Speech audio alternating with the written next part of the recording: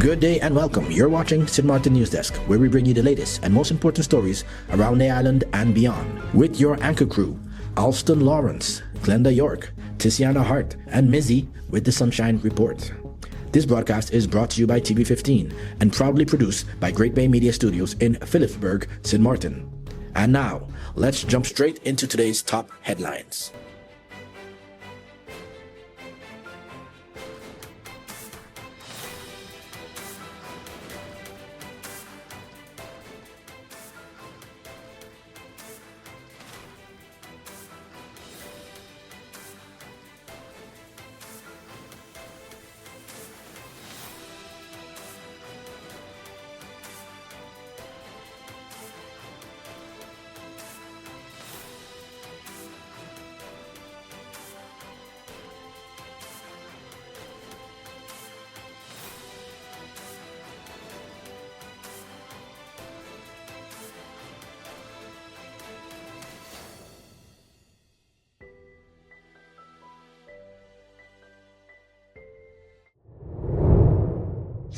VROMI and Cadastre strengthen Aruba ties. VROMI Minister the Honorable Patrice Gubbs has met with Aruba's Infrastructure and Telecommunication Minister Renee Herda as St. Maarten moves to modernize land, infrastructure, and data management systems. The meeting focused on stronger cooperation between St. Maarten and Aruba in areas such as land administration, property registration, geospatial data, and infrastructure planning. Minister Gubbs was joined by VROMI Secretary General Kenson Plezimont and Cadastre St. Maarten Director Benjamin Ortega. The talks followed recent agreements between VROMI, Cadastre St. Maarten, and the government of Aruba aimed at improving data sharing and public service delivery. Officials discussed how better land and property data can support decisions on housing, road maintenance, drainage, sewage networks, and the allocation of government land. An exchange between both cadastres is expected within weeks, including a visit to St. Maarten by Aruba's newly appointed Chief Mortgage Custodian.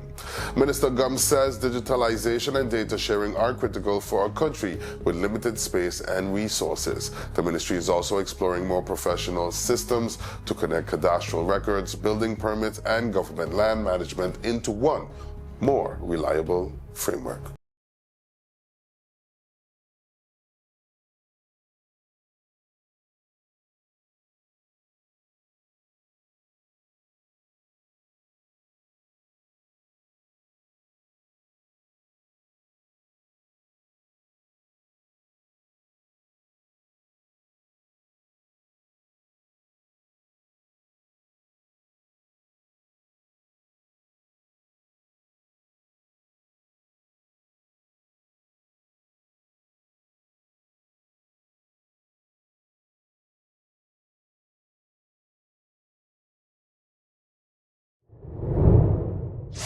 AITA relocates transport offices.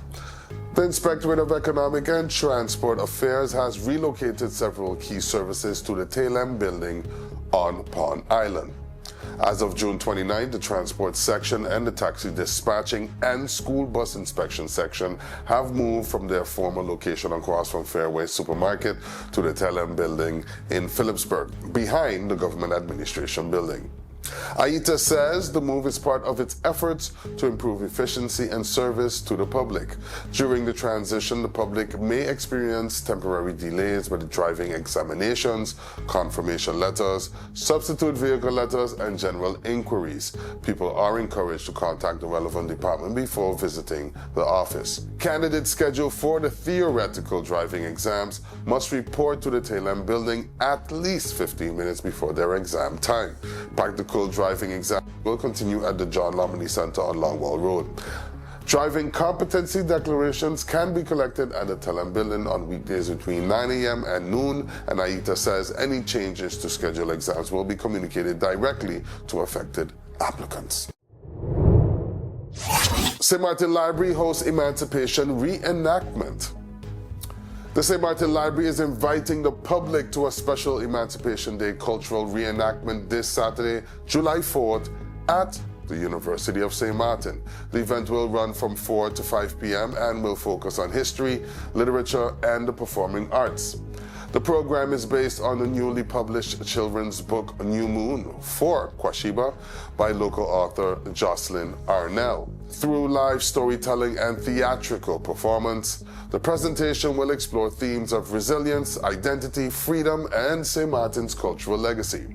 The afternoon will open with the ceremonial blowing of the conch shell, followed by performances from local and regional dancers. The event commemorates Emancipation Day and the abolition of slavery in the Dutch Caribbean in 1863. Organizers say the goal is to create space for reflection, awareness, and appreciation of the island's shared heritage while honoring the strength of the ancestors. Families, students, and community members are encouraged to attend. For registration or more information, contact the St. Martin Library at 542-2970. Hello, my people. My name is Glenda York of Sit, Sip, and Chat and Moms in Paradise podcast. You can find us on TV 15 St. Martin, TVC St. Kitts, and on YouTube. Reporting from Great Bay Media Studios in St. Martin, your NEWSDESK feature story is coming up. But first, here is Mizzy with the Sunshine Report. Hey there, it's Mizzy with the Sunshine Report, straight out of Sunshine City, St. Martin, bringing you the warmth and the sunshine you need to kickstart your day. So let's dive in today's forecast and see how the skies are treating us.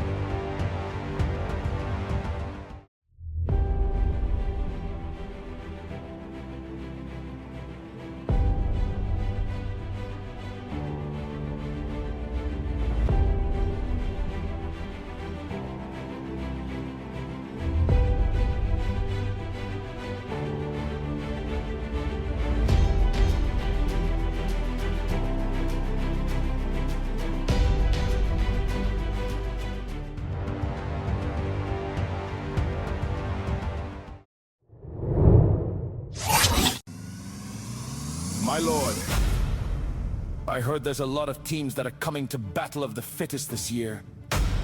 And I also heard that the Spanish team is coming back. How can we win? This is madness. Madness? This is Battle of the Fittest! This is where they die! This is where we win! This is war! From June the 20th to July the 4th, 2026 is the Battle of the Fittest 10 basketball tournament live from the legendary NEWSDESK Sport Auditorium, featuring top teams from across the Caribbean: St. Kitts, Stacia, Dominica, St. Martin, British Virgin Island, the Dominican Republic, Curacao, and Aruba. $10,000 up for grabs. This is where legends are made. The Battle of the Fittest 10 basketball tournament from June the 20th to July the 4th at the NEWSDESK Sports Auditorium. Bring your A game because only the strong will survive. This is war!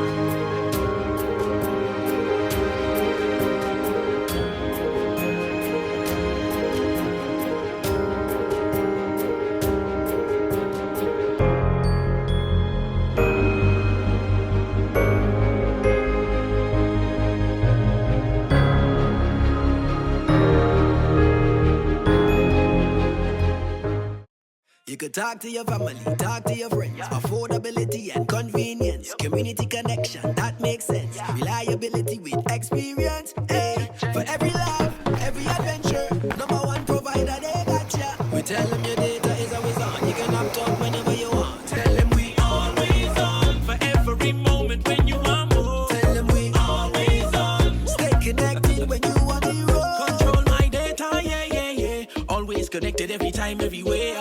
low, but I never fear. I know, tell them it's there. Connectivity, that's what I like. Flexibility, that's what I like. Reliability, that's what I like. Tell them, sign me up for life. Tell them we always on. For every moment when you want more. Come tell them we always on. Stay connected when you want to go. Come tell them we always on. For every moment when you want more. Tell them we always on. Stay connected when you want to roll.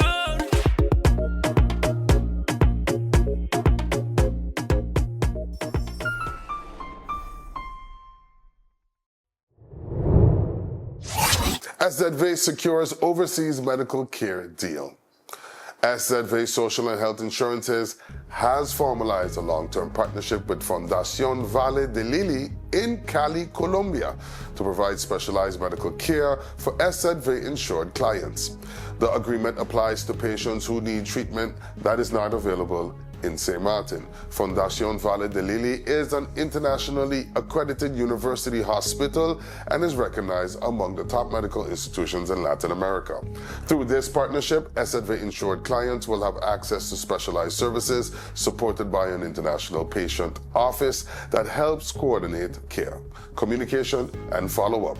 SZV says the partnership is designed to improve continuity of care while also supporting quality, cost efficiency, and long-term sustainability.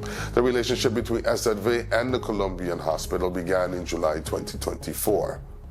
After a tender process for international medical referral providers, Fundación Valle de Lili was selected as the preferred option. A formal signing ceremony was held on June 8, marking the start of a sustained collaboration for overseas medical referrals. SZV says the agreement gives insured clients greater confidence when specialized treatment abroad becomes necessary. St. Maarten Flavors spotlights island dining. St. Maarten Flavors is putting more than food on the table by highlighting unique culinary experiences across the island.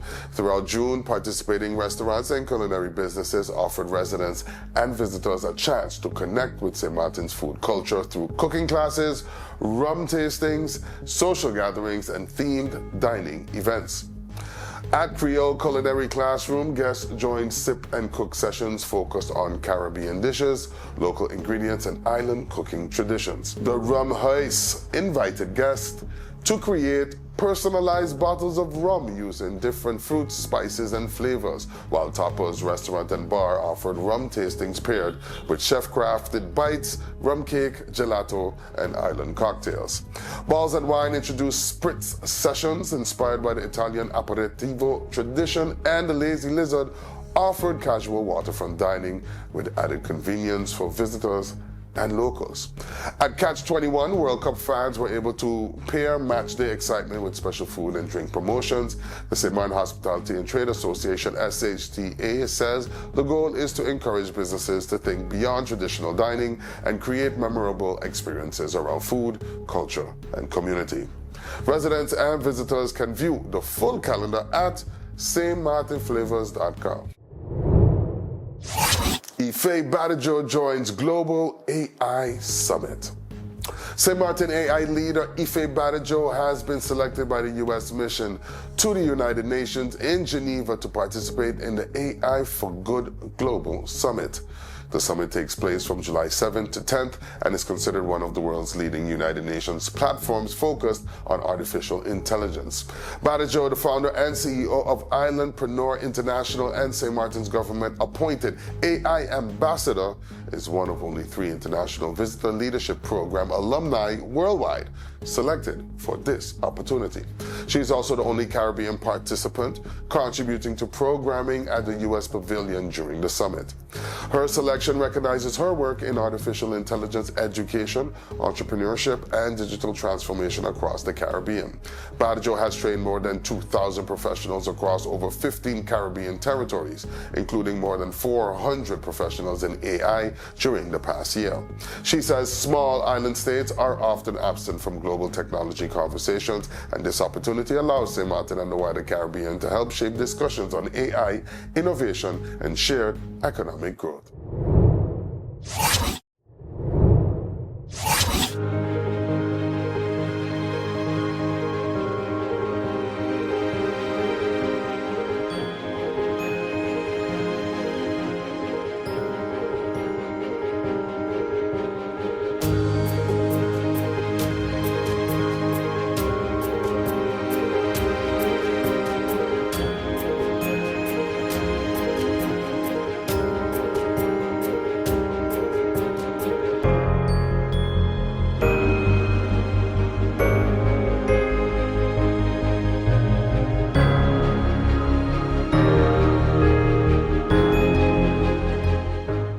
Let's put everything on the table.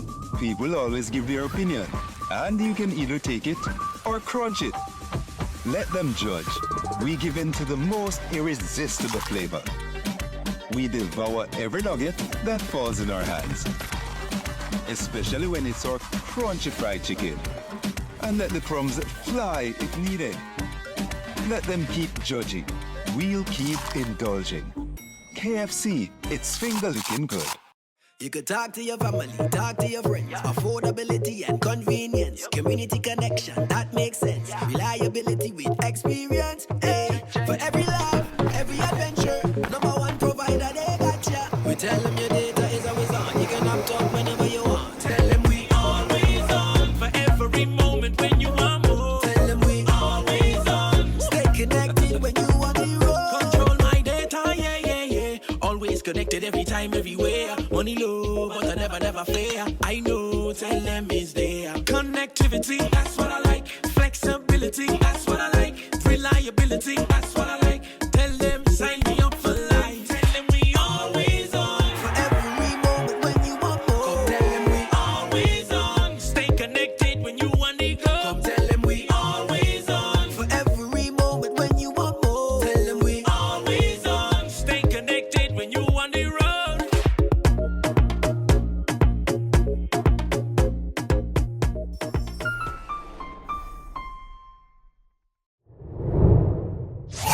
Before we wrap up, we take a moment each day to check in with our neighbors across the region. There's always a story worth paying attention to.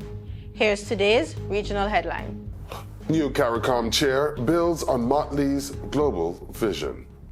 The Caribbean community has entered a new chapter as St. Lucia's Prime Minister, the Honorable Philip J. Pierre, officially assumed the rotating chairmanship of CARICOM on July 1st, 2026. Taking over from Barbados Prime Minister Mia Mottley, Pierre pledged to make regional integration more meaningful for everyday Caribbean people by focusing on practical results rather than policy alone. Among his top priorities are accelerating the CARICOM single market and economy, improving free movement of skilled workers and businesses, strengthening food security, enhancing regional security, and securing greater international funding for climate resilience and public health initiatives. Pierre said the success of CARICOM should ultimately be measured by whether citizens experience better opportunities, easier travel, and improved quality of life throughout the region. His appointment builds on the international leadership of outgoing chair, Mia Amor Mottley, who spent her tenure positioning the Caribbean as a leading voice on climate justice, reform of the global financial system, vaccine equity, and reparatory justice. She also strengthened relations between CARICOM and Africa, championing closer trade, diplomacy, and cultural cooperation.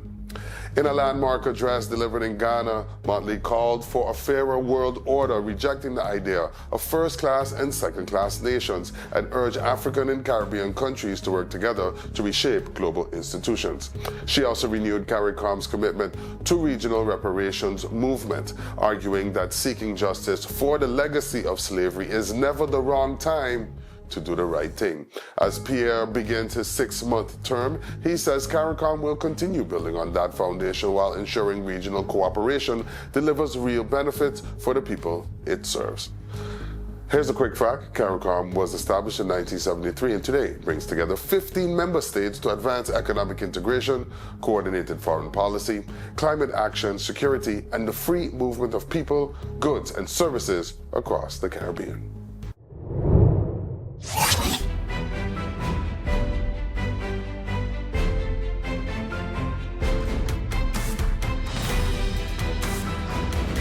Welcome back.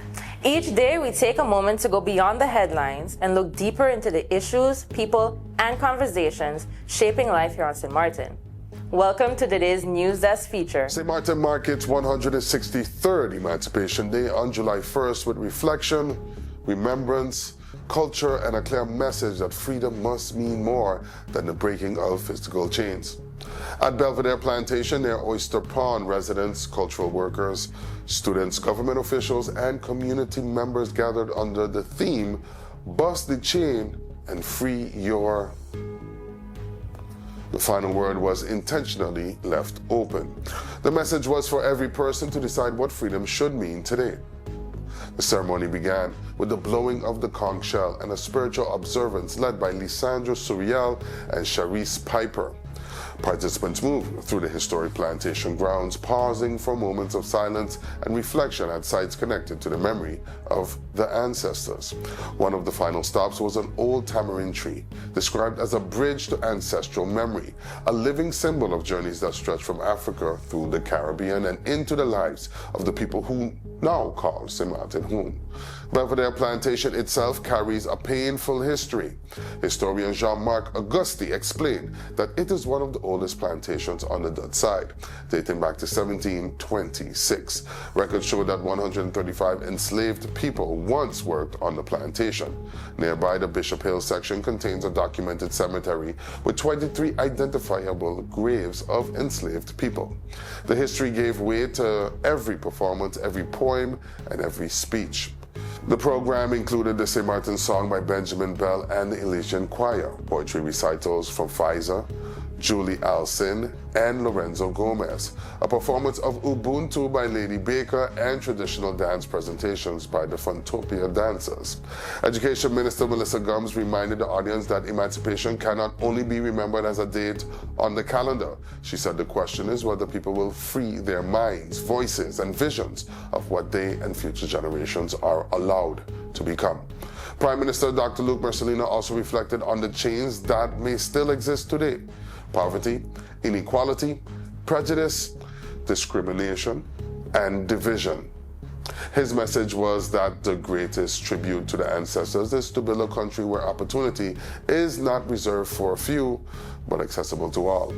That same spirit of remembrance was also felt at Emilio Wilson Park, where the Voices Foundation hosted its 16th annual Cultural Ancestral Emancipation Day celebration.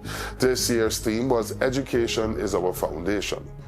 The event honored 35 educators aged 70 and older for the role they played in shaping generations on St. Maarten children. Many of the honorees were among the first teachers and school leaders who served during key periods of the island's growth.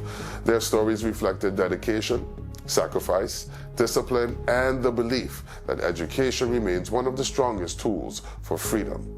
The honorees were Vivian Roberts, Aline Choisy, Vida Hodge, Leopold Matthew, Oldine Bryson Pantaflet, Albert Sprott, Stanley Hodge, Marva Richardson, Dr. Alma Fleming Rogers, Bernadine Van Veen, Elsha Bosch, Claudia Nancy Hodge Peterson, Bernadette Richardson, Josiane Fleming Artson, William Marlin, Joyce Bell, Patricia Lawrence Phillip, Solange Duncan, Wycliffe Smith, Judith Harley, Edna Raycard, Althea Barry, Edna Latang Bailey, Claire Elshot Aventurin, Claire Van Putten, Alvin Rumley, Oswald Francis, Dr. Nilda Lynch Arduin, Velda James, Merlise Lake Bass, Asha Stevens, Kilinda Phillips, Beverly Hyman, Jeanette Sylvie Ravenberg, and Felicito Arundel.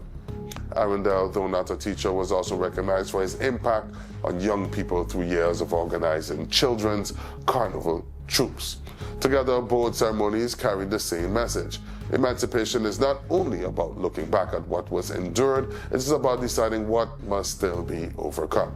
It is about education, dignity, equality, cultural memory, and building a St. Maarten where every generation has the freedom to rise. Because the chains may have been broken in 1863, but the work of becoming truly free continues today.